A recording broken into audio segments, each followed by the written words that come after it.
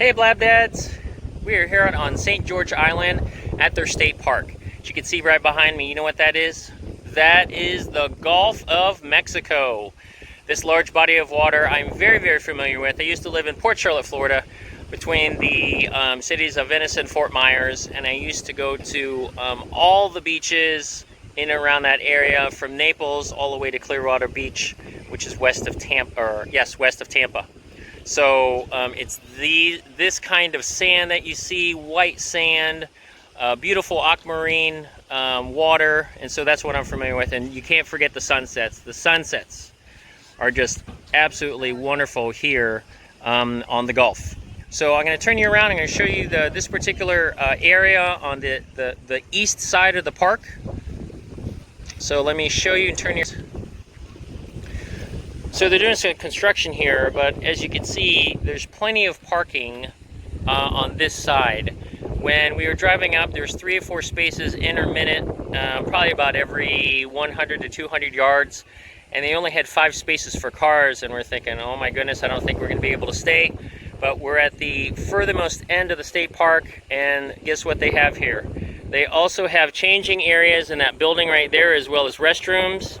And underneath that, they've got plenty of picnic tables. There's about 6 of them under there.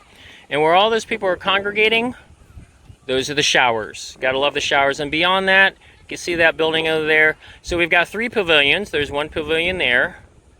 Here's a second pavilion. And as we sweep across the Gulf, we come to a 3rd pavilion right over here.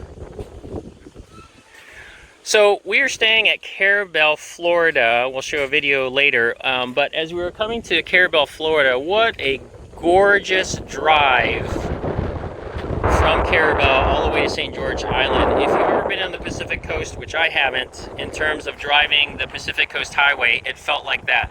You're driving along, so imagine if we're in a car right now and we're facing this way. So as we're driving, literally, the Gulf is off to, well, if you're driving west, the Gulf was off to the left of us. So we saw that probably for 5 miles, and then we're able to get on a bridge over here to St. George Island. So I said before, this is this part is the state park. There are no lifeguards, none whatsoever. So they've got beach warning flags, and some of these flags, let me pull back here a little bit.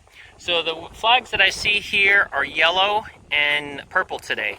So there's medium, surf conditions, and dangerous marine life. Thank God we haven't run into that yet. So there's no telling what's in this water. I'm always skittish about what's in the water. But the only thing that we felt so far are nibbling fish. Yes, rip currents could be prevalent here, and because on a day like this, it's fairly windy. You can see the flags that are waving right now. They're waving in from the west, so you can see right there. So they're fairly strong. They're probably blowing about 10 to 15 knots. There's the sea oats blowing in the wind right here. And then we're going to walk up this walkway up here. So that is a beautiful sight. I love how it parallels with the beach here. And it's now 3:15. So just standing here, people are socially distanced. There's plenty of places on the beach.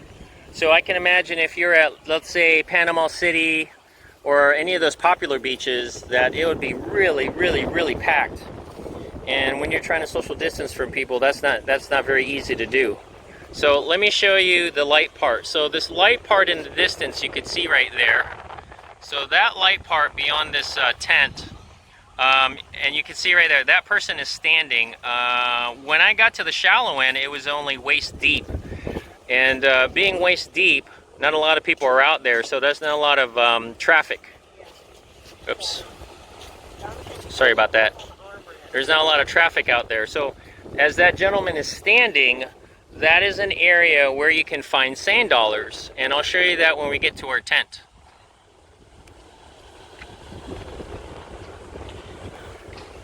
So you can see the furthermost the end of the island. I don't know what part of that is, but it's pretty pristine here.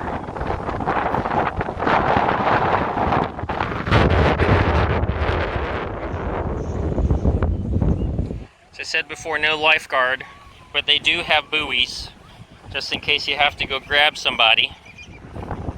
They have a safety measure here. And this is a sea turtle nest. Pretty awesome, huh? What's cool is that they have a ranger that was walking up and down the beach making sure everybody was doing okay, but mainly he was picking up trash. Not a lot, but just enough. So there's my second daughter right there. Say hi. So we're about to leave now, but there's my family, and she's trying not to fly away. There's my first daughter. Did you have fun today here at St. George Island? Yeah, I really fun. Okay, what did you see underwater? What did you feel? Sand dollars. Sand dollars, and what was nibbling at your toes? A lot of fish. We saw, I think they're pompanos. Small little pompanos, and I'll show you a picture towards it. So I'll show you a picture. So in these waters over here, I'll show you a picture of a pompano. Okay, these small little baby pompanos. Every time you dig in the sand, they would eat whatever was dug up. So it's a treat for them to have a human come by and dig something up. But I know there's probably bigger fish. There's smaller fish out there. There's bigger fish, and so that's what makes me a little nervous going out to that sandbar.